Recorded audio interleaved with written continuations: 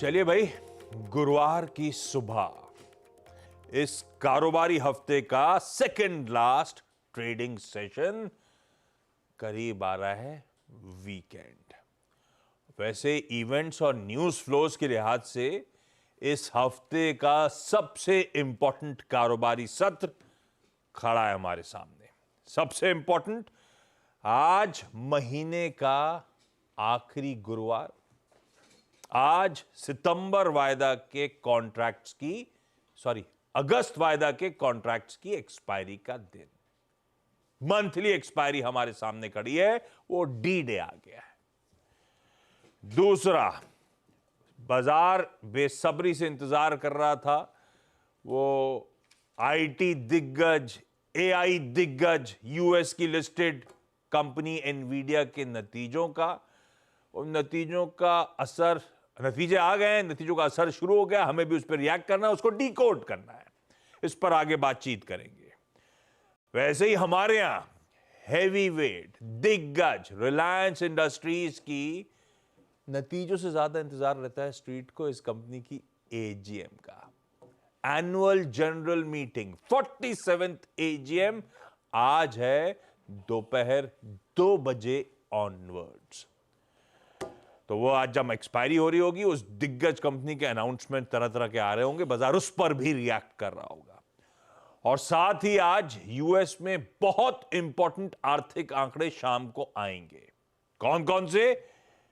Jobs data का एक तस्वीर इनिशियल जॉबलेस क्लेम से आएगी, इन्फ्लेशन के मार्केट का हाल, जब वो PCE prices, personal consumption expenditure, जिसको फेड ज्यादा पैनी नजर से देखता है, उसके अपडेट्स आ रहे होंगे। और साथ साथ इकोनॉमी कितनी पटरी पर है, इसके अपडेट आ रहे होंगे, जब Q2 का सेकंड एडवांस एस्टिमेट जीडीपी का आ रहा होगा। इस तरह के आंकड़े यूएस में आज फिर शाम को लाइंड अप है। तो भैया तैयारी कर लीजिए, आज एक एक्शन पैक्ड दिन हमारे सामने खड़ा है। जहां तक बाजार की बात है, कल का निफ्टी स्क्रीन पर आएगा। नए रिकॉर्ड उच्चतम स्तर जड़ डाले हमने, 129.6 कह लीजिए, पे 130, 25 130 के वो जादुई आंकड़े को छू डाला। अब तक का रिकॉर्ड हाईएस्ट लेवल था। हाँ, उसके बाद ऐसा नहीं था कि बहुत एक्सुबरेंस थी बाजार में, एक मॉडेस्ट सी सदी हुई क्लोज हुई, ऊपर से ठंडे पड़े, फ्लैट लाइन के आसपास क्लोज था। पर भैया कोई एक्सपेक्ट नहीं कर रहा था कल सुबह कि ये कीर्तिमान कल लगने वाला है। लगा के दिखाया हमारे भारतीय बाजारों ने। और इस प्रोसेस में back to back 10th straight trading session हो गया। लगातार 10वां कारोबारी सत्र जब बढ़त में मजबूती के साथ भारतीय बाजार बंद हुए, और लगातार 3rd स्ट्रेट ट्रेडिंग सेशन हो गया है उस साइकोलॉजिकली इंपॉर्टेंट 25,000 के ऊपर के क्लोज डिलीवर करने में। तो बढ़िया है, सब चंगा सी भाई साहब। और आज वैसे इवेंट्स हैं, खूब एक्शन पैक दिन है, बहुत इंटरेस्टिंग और क्रूशियल सेशन हमारे सामने खड़ा है इंडेक्स के डायरेक्शन को लेकर। एक बात ध्यान रखिएगा, जो भी हो रहा दिन में, इवेंचुअली हम बुलिश से कंसोलिडेशन के फेज में आ चुके हैं। मार्केट्स दरअसल इन लेवल्स के आसपास कंसोलिडेट कर रहे हैं। अगर वो लाइन ग्राफ आएगा 3 दिनों 4 दिन से देखिएगा, लार्जली फ्लैट लाइन के आसपास ही जाके बंद होते हैं। तो उस लिहाज से इतना इवेंट पैक दिन है तो बड़ा क्रूशियल हो जाएगा। देखते हैं किस करवट ऊंट बैठता है। गिफ्ट निफ्टी कह रहा है थोड़ा सा पश्च शुरुआत होगी भाई साहब, 1/4% का दबाव होगा। नीरज जी बगल में बैठे हैं, ये ग्लोबली जो कुछ हुआ है सारी तस्वीर इनसे ले लेंगे। फिर वीरू से जानेंगे निफ्टी बैंक में कैसे आज मंथली एक्सपायरी के दिन समीकरण बैठ रहे हैं और कैसे हम और आपको स्ट्रेटेजाइज करना है। फिर ये दोनों महानुभाव मिलके आज के सारे इंपॉर्टेंट खबरों वाले स्टॉक्स के बारे में आपको बढ़िया तरीके से अपडेट शेयर कर देंगे। आप लोग डिसाइड कैसे करोगे? दिग्गज आप लोगे, ब्रॉडर मार्केट्स को बताएंगे, या फिर ऐसे ही कुछ भी चलेगा रैंडम? वीरू कह रहा है सब मैं बता दूंगा, जो बच्चे मेरी टीम में होंगे वो मैं बता दूंगा। अच्छा, फिर आप चेक करते रहोगे टीम में क्या मिस हो गया। हाँ, क्या मिस हो गया। ठीक है, इसी बहाने टीम भी बन जाएगी। चलिए, सारी चीजें, सारी तैयारी हो जाएगी आज के इंपॉर्टेंट सेशन की। पहले जरा ग्लोबल तस्वीर आपके सामने रख देता हूं। आपने गिफ्ट निफ्टी देखा, थोड़ी सी ठंडी शुरुआत के इंडिकेशंस आते हुए। प्लीज एशिया दिखाइएगा, हमारे एशियन पियर्स। वैसे हम पिछले कुछ दिनों से एशियन पियर्स को आउट परफॉर्म कर रहे हैं। भाई कल भी एशिया दबाव में था, कल सुबह भी वो चर्चा हो रही थी, गिफ्ट निफ्टी फ्लैट था। हमने रिकॉर्ड हाइज जड़े फ्लैटिश लाइन पे क्लोज हुए जब एशिया कमजोर था। आज फिर एशिया दबाव में और अच्छे खासे दबाव में, आधे से 3/4 1-1.25% ऐसे एशियन मार्केट्स क्रैक दिखा रहे हैं। तो एशिया फिर पेन में है और उसकी रीजंस हैं यूएस के बाजार, हैंडओवर खराब है, यूएस में 1/3 से लेकर 1-1.25% दबाव था। और आज सुबह के फ्यूचर्स वो प्री मार्केट भाव दिखा देता हूं, बहुत मिले जुले। कोई एसएनपी और नैस्डैक प्रेशर में है, डाउ सदा हुआ नजर आएगा। ओल्ड इकोनॉमी ठीक है, एनवीडिया के नंबर्स हो या न्यू एज का तड़का हो, जो भी हो, ये एसएनपी और नैस्डैक जहां पर तड़का ज्यादा आता है वो पॉकेट्स इस समय अंडर परफॉर्म कर रहे हैं। ऐसे में पहले वो एनवीडिया के इतनी माहौल बना दिया था अपन ने नतीजों के कल सुबह, तो समझ लीजिए नंबर्स हैं कैसे और उसके अलावा हमारे लिए संकेत कैसे। Neeraj ji good morning. Good morning यार, फाइनली नंबर आ गए। तो मैंने आपसे कल चीज़ कही थी कि आप जब शेयर की सवारी करते हैं तो ना तो आप उतर सकते हैं ना ही स्पीड कम कर सकते हैं। तो एनवीडिया उतरा तो नहीं है, स्पीड हल्की सी कम हुई है। और नतीजे कैसे रहे? नतीजे बहुत बढ़िया है, 122% रेवेन्यू ग्रोथ है, डबल से ज़्यादा। तो फिर स्टॉक 1-2 टका गिरा शायद कल ना, 7%। आफ्टर आवर्स में 7% नीचे। 1-2 कंटिन्यूस सेशन में था और आफ्टर आज में, इसीलिए नैस्डैक और एसएनपी फिर दबाव दिखा रहे हैं। एग्जैक्टली 3% तो वो कल ही गिर गया था। 7% गिर चुका है, 8% तक करीब। दरअसल इसका रेवेन्यूज अच्छा है, 122% की ग्रोथ है। एस्टिमेट को भी बीट किया है। आप देखिए आप कि जो अनुमान था उससे 4.5% ज़्यादा रेवेन्यू दिया है। डेटा सेंटर का रेवेन्यू उससे 5% ज़्यादा दिया है, मतलब एब्सोल्यूट टर्म में 150%, एक्सपेक्टेशन अभी 5% बेटर। फिर क्यों नाराज़ हैं? 2 रीजन से। पहला रीज़न ये है कि जो गाइडेंस इन्होंने दी है थर्ड क्वार्टर की, तो अभी रेवेन्यू आया था $30 बिलियन का, अब इन्होंने रेवेन्यू गाइडेंस दिया है $32.5 बिलियन, यानी एक्सपेक्टेशंस जो थी वो 31.9 बिलियन से लेकर के 37.5 बिलियन तक की, कि ऐसे गाइडेंस आने चाहिए। तो इन्होंने बिल्कुल लोअर साइड ऑफ गाइडेंस पे दिया है, इसलिए मार्केट को पसंद नहीं आया। अगले क्वार्टर की जो गाइडेंस है वो ठंडी लग रही है। वो ठंडी लग रही है कि जो अनुमान मार्केट लेके चल, मार्केट के तो अनुमान भी बहुत ज़्यादा है, मतलब 32 से लेकर के $37 तक बिलियन तक का आप अनुमान ले रहे हैं, उसमें वो 32 साढ़े 32 दे रहे, तब भी आप खुश नहीं, क्योंकि आपने अपर एंड से बहुत नीचे दिया है। पहला मिस ये है कि इन्होंने गाइडेंस बाजार के अनुमान के मुताबिक नहीं दिया है। दूसरा मिस ये है कि इनकी जो क्वार्टरली रेवेन्यूज बढ़ रहे हैं ना, उसका रन रेट धीरे धीरे ठंडा बढ़ रहा है पिछले 3-4 क्वार्टर से। और तीसरा मिस ये है कि इनके जो ग्रॉस मार्जिन्स हैं, ब्लैकवेल नाम के एक चिप जो बनाते हैं सबसे ज़्यादा, उसमें कम हो रहे हैं। तो इन्वेस्टर्स को ये चिंता कि आगे जाते हुए ठंडा पड़ेगा। चौथी चिंता कि जो मेटा ने और बड़े बड़े जो एआई इंफ्रास्ट्रक्चर पर जिन्होंने बहुत खर्चा किया था, और उन्होंने अपनी कमेंट्री में कहा था कि अब मेरे को नहीं लगता कि जितना हमने खर्चा कर दिया इतना रिटर्न बनेगा, वो कंसर्न इनके ऊपर भी आ रहा है, क्योंकि इन्हीं से ले के वो चिप यूज़ करते हैं। इनका एआई चिप एक्सेलरेटर है, तो उनको लगता है कि जितना उन्होंने खर्चा कर दिया अब नहीं करेंगे, तो ये भी कंसर्न है।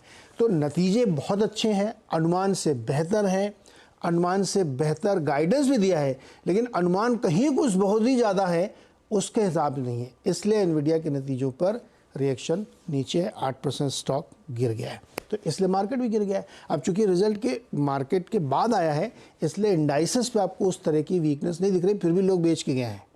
तीनों इंडाइसेस नीचे हैं और जो बाकी मैग्निफिसेंट 7 है वो सब गिरे हुए हैं। और हिंडनबर्ग की वजह से तो सुपर कंप्यूटर कल और ज़्यादा गिर गया, कल उसकी तगड़ी पिटाई हो गई। लेकिन इतना ही नहीं, एक चीज़ और, जिसने रिपोर्ट निकाली थी उसको, हाँ, सुपर कंप्यूटर में एक रिपोर्ट निकाली, हम शॉर्ट करके गए, तो वो लोगों ने फिर उसको और बेचा। तो ये तो एनवीडिया की वजह से पूरा रिजल्ट हुआ। क्रूड, गोल्ड, इन सब में कुछ खास हुआ ना, कोई किसी ने बहुत ज़्यादा ध्यान दिया।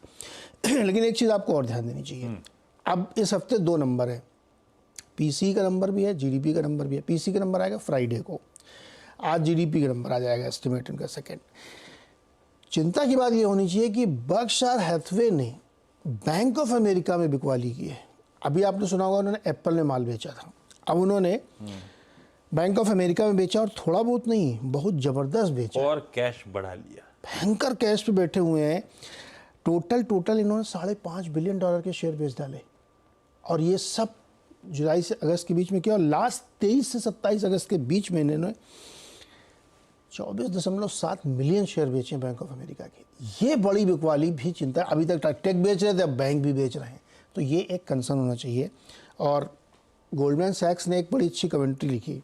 उन्होंने कहा कि जो अगस्त के शुरुआत में मार्केट गिरा था, उसके बाद जिस रफ्तार से इसकी रिकवरी हुई है, वो मेरे लिए चिंता की बात है। तो ये आज का सेटअप जो है ना, तीनों खबरों के हिसाब से बहुत अच्छा नहीं। इस बीच बक्सर हैथवे पहली ऐसी कंपनी बन गई है $1 ट्रिलियन की जो नॉन टेक कंपनी है। सोचो, अब बेच बेच के भी कंपनी ऊपर जा रही है। तो Berkshire Hathaway $1 trillion market cap की नॉन टेक कंपनी पहली कंपनी बन चुकी है। तो आज का सेटअप बहुत अच्छा नहीं लग रहा यार। ये तो गड़बड़ है। और हो सकता है वैसे, क्या पता एनवीडिया इन्फोसिस से सीख गया हो, कम बोलो ज्यादा करो। ये अगर वो करें तो मतलब अन्य बेचारे ज़्यादा भी बोल रहे तब भी खुश नहीं आदमी। मतलब उम्मीदें इतनी बढ़ा ली लोगों ने कि अब ये गड़बड़। एनालिस्टों की गलती यार, इतनी उम्मीद क्यों बढ़ा रखे हो। ये इंटरेस्टिंग है। चलिए, मतलब आज का हैंडओवर थोड़ा गड़बड़ा है। हैंडओवर गड़बड़ था आज का, और कई सारे रीजन बता दिए इन्होंने। दिग्गज फंड मैनेजर्स कैश में बैठ रहे हैं, नतीजे अच्छे होने के बाद गाइडेंस और इंटरनल्स कम। इतना तो इन्होंने इन्फोसिस का आकलन नहीं करा होगा जितना इन्होंने एनपीडी का आकलन सुना दिया आपको। कितना इन्फोसिस नहीं पढ़ता मैं। तो बढ़िया तरीके से समझा दिया गया क्यों नतीजे ठंडे लग रहे हैं और क्यों उसका खामियाजा आज फिर आफ्टर मार्केट्स में भी दिख रहा है। यानी कि अभी जो आपको टिक्स दिख रहे हैं आज शाम के यूएस के बाजार के, वो जो फ्यूचर्स के, वो आज भी दबाव में ही रहेगा वहां का मार्केट। तो ये तो गड़बड़ा क्या मामला। गिफ्ट निफ्टी भी थोड़ा थोड़ा 1/4% अब दबाव में आ रहा है। खुला तो जोश में था। ऐसे में वीरू के पास चला जाए और समझा जाए आज एक्सपायरी के लिए अब समीकरण बैठ कैसे रहे। इंट्राडे में मूव्स बढ़िया मिल रहे हैं, लार्जली बाजार फ्लैट लाइन के आसपास 3 दिन से 25,000 के आसपास कंसोलिडेट कर रहा है। वीरू, डेटा पॉइंट्स क्या सजेस्ट करते हैं? एक्सपायरी की पॉसिबिलिटी कहां पे, क्या लाइकलीहुड समीकरण बैठ रहे हैं, और हम लोग का फिर आज एक्सपायरी के दिन अप्रोच करेगा निफ्टी को लेकर, निफ्टी बैंक को लेकर, क्या लेवल्स वॉच आउट करने? गुड मॉर्निंग आशीष, गुड मॉर्निंग नीरज जी। देखिए, हैंडओवर थोड़ा सा वीक है और हमारे स्टैट्स हैं रेंज बाउंड। एक टिपिकल एक्सपायरी डे जिस तरीके से ट्रैप्ड होता है ऑप्शन जोन में, ये वैसा ही ट्रैप्ड है। बट यही है, इसी जोन में एक इवेंट भी है रिलायंस, और अगर आप हल्का सा बैकफुट पे आए तो आपको शायद एक छोटा सा डायरेक्शनल ट्रेड मिल जाए, जैसे कल मिला आशीष। कल बेस क्या था? 24,939 डिप मिला, उसके बाद उस तरफ हम हाई ट्रेजेक्टरीज पे गए, 25,078 क्रॉस हुआ। कमेंट्री में क्लियरली मेंशन था, the movement you will cross 25078, sharp swing towards 25110 quite possible. वो आया, बट ये पूरा का पूरा जो मोमेंटम था ना आशीष, स्पॉन्सर किया था निफ्टी आईटी ने। अब कल जिस तरीके से नेस्डेक और आई थिंक जिस तरीके की कमेंट्री भी नीरज जी ने पेश करी, शायद हमारे पास अभी वो आईटी का एडवांटेज माइट भी आज ना हो, ठीक है। और हम एक ऑप्शन रेंज में ट्रैप्ड विद वीकनेस और रेंज बाउंड निफ्टी बैंक, तो काफ़ी हद तक टाइट रेंज मिल रही है हमें इस एक्सपायरी डे की। अच्छा, इस डे की, इससे पहले की अगर आप इंस्टीट्यूशनल स्टैट्स को देखें तो कल एफआईएस ने थोड़ा सा कैश विड्रॉ किया। कल उनकी तरफ से कैश मार्केट में सेलिंग थी और लगभग 1347 करोड़ रुपए की सेलिंग करी, 439 करोड़ रुपए का डीआईएस का बाय था। बट इंटरेस्टिंग था कि एफआईएस ने कल भी इंडेक्स काफ़ी मात्रा में खरीदा, 2100 करोड़ रुपए का, 32,000 कॉन्ट्रैक्ट लॉन्ग किए, 15,000 कॉन्ट्रैक्ट शॉर्ट कवर किए, और एग्जैक्टली ऑन एक्सपायरी डे उनके आशीष जो नेट लॉन्ग है वो खड़े हैं करीब 1,34,000 कॉन्ट्रैक्ट। तो एफआईएस इंडेक्स पे काफ़ी लॉन्ग है और शॉर्ट भी काफ़ी कवर किया उन्होंने। मैं इस सेशन को कैसे अप्रोच करूंगा? देखिए, 25,050 के आसपास आपका क्लोज आया है, जैसे कि मैं अभी शुरू में कह रहा था, बहुत बहुत ज़्यादा ट्रैप्ड है हम ऑप्शंस के जोन में। 25,100, 25,200, 25,300 ये शार्प कॉल राइटर्स का जोन है, डोमिनेट कर रहा है स्पेशली 25,100 का कॉल राइटर। और जो हमें कल थ्रस्ट मिला ना टुवर्ड्स 25122, वो आना ही था। क्यों? क्योंकि पिछले 3 दिन से ये 25,000 का पुट राइटर ये रिफ्लेक्ट कर रहा था कि वो स्विंग आएगा। अभी भी 25,000, 24,900, 24,800 स्ट्रॉन्ग पुट राइटर जोन है, हालांकि एवरेजेस बहुत दूर प्लेस्ड है। मेरी अप्रोच क्या रहेगी? देखिए, अभी भी इस जोन में ट्रेजेक्ट्री क्लोजर टू 25,000 और बेस वन दैट्स 24,978, 24,921। अब आपको इसको थोड़ा सा स्पेस देना पड़ेगा। क्यों? एक इवेंट है, तो बेस वन पर फोकस कीजिएगा। ये पूरा का पूरा zone dominated buy put writers, तो बेस वन स्क्रीन पे लिखाइएगा, इट्स 24,978,921। इसके इर्द गिर्द क्लोजर टू आई थिंक 24980 मिले तो एक छोटा सा बाय, बट उन सभी ट्रेड को आशीष एग्जिट करना पड़ेगा as per these stats 25,109, 25,133 resistance one के आसपास। हमारे पास मनोवरिंग का, खेलने का और ट्रेड करने का बहुत बड़ा जोन नहीं है, इसके आसपास निपटाना पड़ेगा। हाँ, 2 बजे के उस इवेंट में अगर कुछ खास रहा और रिलायंस ने एक स्विंग प्रोवाइड किया और हम 25,133 की ट्रैजेक्टरी को पार कर गए, देन अ स्विंग टुवर्ड्स 25205 जिसे कहते हैं टिपिकल शॉर्ट कवरिंग स्विंग, वो पॉसिबल है। Nifty bank, lack of triggers, stock futures ठंडे बिल्कुल। कल तो रेंज इतनी थिन हो गई आशीष के पूछिए मत, ऊपर 280, नीचे करीब करीब 51,100। अभी भी कंप्लीटली आप ऑप्शन स्टैट्स को देखिए, 51,300, 200, 51,500 डोमिनेटेड बाय कॉल राइटर्स और नीचे 51,000 पे पुट राइटर है। और एक और चीज, 51,900 से लेकर 50,900 से लेकर 50,710, इसमें 3 एवरेजेस परसिस्ट करते हैं। तो कहने की बात यह है कि निफ्टी बैंक पे ट्रेड निकालना डायरेक्शनल ट्रेड ना के बराबर है, बट स्टिल जो कंपल्सिव ट्रेडर हैं जो कि 100, 150, 200 पॉइंट पे फोकस करते हैं, उनके लिए लेवल्स मार्क्ड हैं। Base one it's 51,022 and 5881। Base one क्या है? Option writers, put writers plus 3 critical short term averages इस जोन पे बाय है और उन सभी ट्रेड को आपको निपटाना है RS1 के आसपास, specially the second level in RS1 it's 51,376 और 531। इस जोन में उन सभी ट्रेड्स को निपटाना है। एक्सपायरी डे पे आशीष हमें बहुत थिन एक रेंज मिल रही है। आशीष, इंटरेस्टिंग है, एक्सपायरी डे और 2 बजे से उस हैवी वेट रिलायंस इंडस्ट्रीज की AGM की शुरुआत। बहुत कुछ एक्सपेक्टेड होता है हमेशा AGM से, इस बार भी भतेरों एक्सपेक्टेशंस हैं, पर सबसे ज़्यादा कि 2019 में कहा था कि विद इन 5 years लिस्टिंग की तैयारी, और अब हम आ गए 2024 में। वो पीरियड खत्म हो रहा है, सब इंतजार कर रहे होंगे शायद जियो रिटेल की वैल्यू अनलॉकिंग, लिस्टिंग प्लान्स वगैरह, क्या क्या नजर रहेगी, क्या सुनना चाहेगा बाजार, या क्या एक्सपेक्ट कर रहा है एटलीस्ट बाजार? सबसे बड़ी बात यही रहेगी लिस्टिंग की टाइमलाइन कि जियो रिटेल की और प्लेटफॉर्म की लिस्टिंग की बात बताइए। क्योंकि अब देखिए उनके यहाँ सक्सेशन प्लान भी स्टैब्लिश हो गया है कि कौन क्या क्या बिजनेसेस देख रहा है, धंधे दोनों स्टैब्लिश हो चुके हैं। तो लिस्टिंग की बात सुनना चाहेंगे। लिस्टिंग के लिए एक्चुअली पिछले साल ही सुनना चाहते थे, अचानक से एक जियो फाइनेंस आ गया, पता नहीं कहाँ से आया और वो लिस्ट हो गया। तो अब लोगों को लगता है यार अब तो ये हो जाना चाहिए, तो एक बड़ी उम्मीद लोगों की है। दूसरी उम्मीद ये रखें कि जो न्यू एनर्जी बिजनेस का भी अनाउंसमेंट 2 साल पहले किया था, 75,000 crore, 2 giga factory, solar panel, solar cell, उसमें हुआ क्या अब तक? तो वो अपडेट देंगे, क्योंकि उसमें छुटपुट जो खबरें आई, जैसे BS सर्टिफिकेशन मिल गया, दिसंबर से सेल और पैनल दोनों के प्रोडक्शन शुरू हो जाएंगे, कमर्शलाइजेशन मार्च 25 से शुरू हो जाएगा। तो इस पर और डिटेल चाहिए। दूसरा, ऑयल टू केमिकल में क्या कोई पार्टनर आएगा क्या? बीच में आप कह दो आरामको की बहुत बात चली थी, फिर कैंसिल हो गया था। तो ऑयल टू केमिकल एक्चुअली बहुत बड़ा बिजनेस अभी भी है, सबसे बड़ा बिजनेस है। तो क्या वहाँ कोई पार्टनर आ सकता है, कोई स्टेक सेल हो सकती है क्या?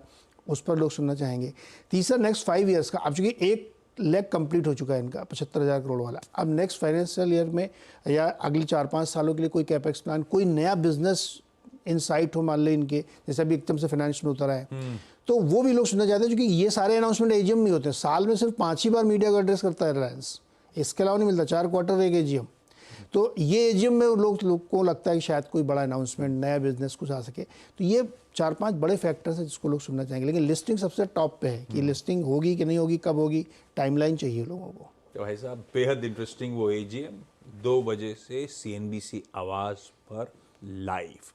वैसे इस AGM से पहले कल इंटरेस्टिंग अपडेट्स इस एंटिटी को लेकर आ भी रहे थे। हर्षदा के स्टॉक्स न्यूज में आई एम श्योर होगा, वो डिज्नी रिलेटेड CCI का अप्रूवल, वो मर्जर के विलय को मंजूरी। हर्षदा गुड मॉर्निंग, वो और अदरवाइज कौन कौन से स्टॉक्स रडार? गुड मॉर्निंग आशीष। तो रिलायंस डिज्नी, ये दरअसल मर्जर को CCI की तरफ से अप्रूवल मिल गया है, जैसे आप मेंशन भी कर रहे हैं।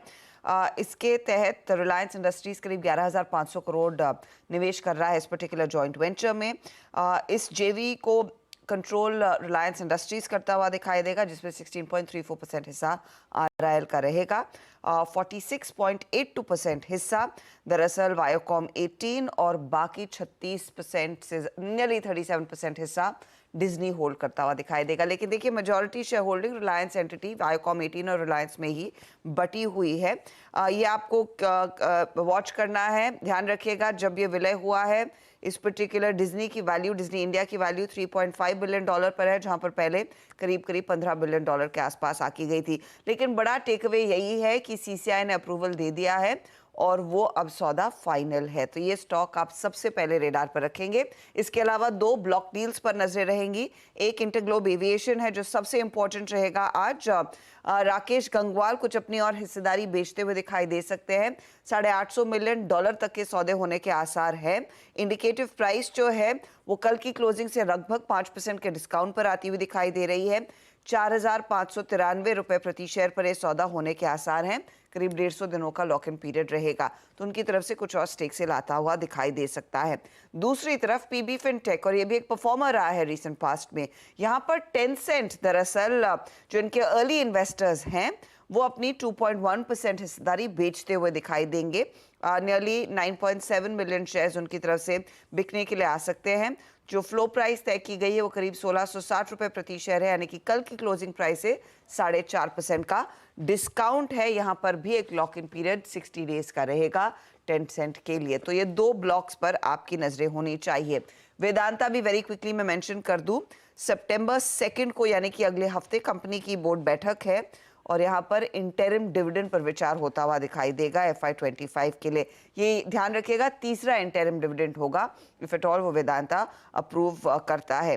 केईसी ने कुछ ऑर्डर्स बैक किए 1171 करोड़ के, तो वो भी आप स्टॉक रेडार पर रखें। और very quickly Paytm, finance ministry की तरफ से इनको अप्रूवल मिल गया है कि ये एफडीआई के तहत फंड रेज कर सकते हैं अपने पेटीएम पेमेंट सर्विस में। ये इनफैक्ट एक अपडेट आया है। इसके बाद इनको अपने पेमेंट एग्रीगेटर एप्लीकेशन को रीसबमिट करना पड़ेगा, लेकिन स्टॉक फोकस में रखिए सारे स्टॉक्स रडार पे। क्विकली यहां पे एक काम करा जाए, छोटा सा ब्रेक के उस पर आज का इवेंट्स कैलेंडर और साथ साथ कमोडिटी स्ट्रैटेजी।